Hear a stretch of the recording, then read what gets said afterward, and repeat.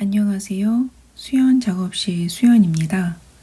그림체 원고 수정을 하고 드로잉을 매일 6장씩 3달 동안 그리는 모임을 시작해서 드로잉 작업을 하면서 슬픔에 대한 공부 이야기를 해볼게요.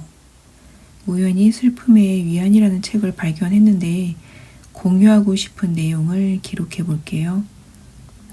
작가가 이 책을 쓴 이유가 슬픔에 빠진 사람의 고통과 홀로 섬에 있는 이중의 고통을 받는 사람들에게 도움을 주려고 한다고 프롤로그에 써놓았어요.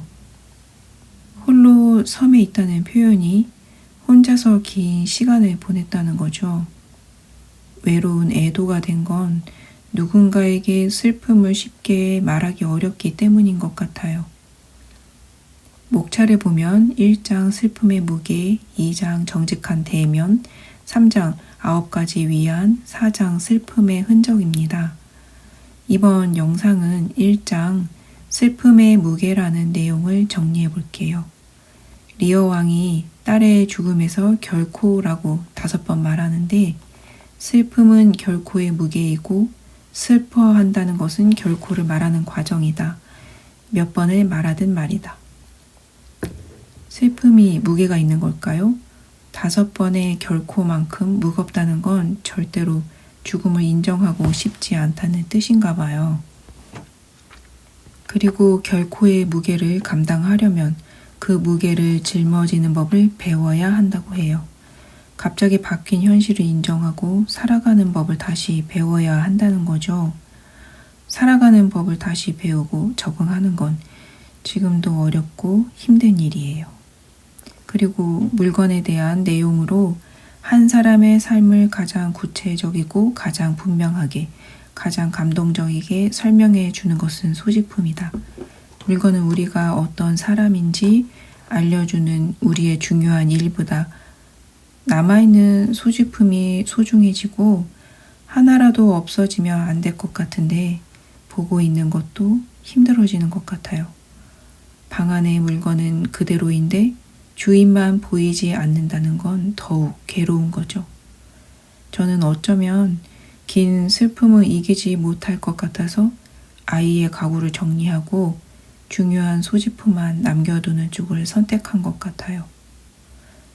어떻게 선택하든 모두 어려운 결정이라서 잘했는지 못했는지는 지금도 잘 모르겠어요. 슬픔에 빠진 사람들에게는 항상 후려치는 모루가 있다. 대장장이가 쇠를 단련할 때 쓰는 도구로 모루라는 말이 나와요. 언제 어디인지 예고되지 않고 머리 위로 떨어지는 모루를 맞는 경험을 말하는 거죠. 저도 서울 가는 2층 버스에서 2층 맨 앞자리에 나란히 앉아 좋아하던 일, 다이소 털실 코너에서 털실을 고르며 좋아하던 일들이 생각나면 머리를 맞는 슬픔이 갑자기 너무나 아프게 떨어진다는 거예요. 하나하나 기억한다면 일상생활이 불가능하겠지만 모든 걸 감당해야 하는 일을 피하지 않기로 했다는 것이 좀 더 나은 어른이 되어가는 중이라고 생각해요. 제가 선택한 방법은 고통을 견디면서 현실을 인정하고 감정은 표현하면서 영상도 만들고 그림책도 만들고 있는 것 같아요.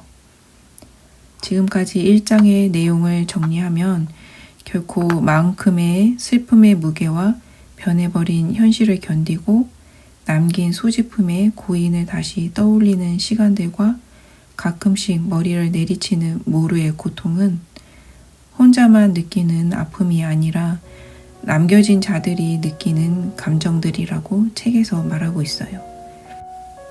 그래서 수연 작업실도 섬처럼 외로운 분들과 함께 하면서 이야기를 이어가 보려고 해요.